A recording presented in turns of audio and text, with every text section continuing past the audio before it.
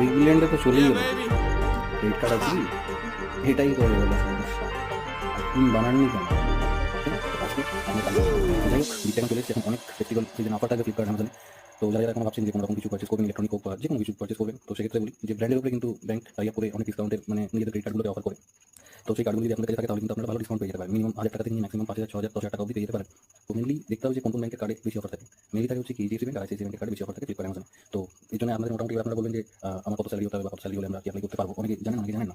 Minimum 10,000 টাকা যদি salary হয় আপনাদের, তাহলে আপনারা এইচডিএফসি কার্ড হাসতে হাসতে পেয়ে যাবেন। আর নর্মালি যদি আপনার এইচডিএফসি ব্যাংকের স্যালারি অ্যাকাউন্ট বা সেভিংস অ্যাকাউন্ট না থাকে, তাহলে মিনিমাম 20,000 স্যালারি আপনার হতে হবে, তাহলে আপনি এইচডিএফসি ব্যাংকের কার্ড পেয়ে যাবেন। আর এইচডিএফসি ব্যাংকের কার্ড মোটামুটি লাইক ফ্রি আছে কয়েকটা। আর আইসিআইসিআই ব্যাংকের কার্ডের বিষয় বলি, আইসিআইসিআই ব্যাংকের কার্ডে হচ্ছে কি যে সব কার্ড মানে ফ্রি না হলেও দুটো কার্ড ফ্রি আছে। এটা হচ্ছে ব্ল্যাক প্ল্যাটিনাম আর দ্বিতীয়টা হচ্ছে অ্যামাজন ক্রেডিট কার্ড। তো আইসিআইসিআই ব্যাংকের কার্ডে যদি আপনার স্যালারি অ্যাকাউন্ট থাকে তাহলে মিনিমাম 25,000 যদি আপনার মিনিট স্যালারি হয় তাহলে আপনারা অ্যাপ্লাই করতে পারেন। আর যদি আপনার স্যালারি অ্যাকাউন্ট বা সেভিংস অ্যাকাউন্ট যদি আইসিআইসিআই ব্যাংকে না থেকে থাকে তাহলে মিনিমাম 25,000 টাকার উপরে মানে 30 থেকে মানে 30 উপরে আপনার স্যালারি হবে, তাহলে আপনারা আইসিআইসিআই ব্যাংকের কার্ড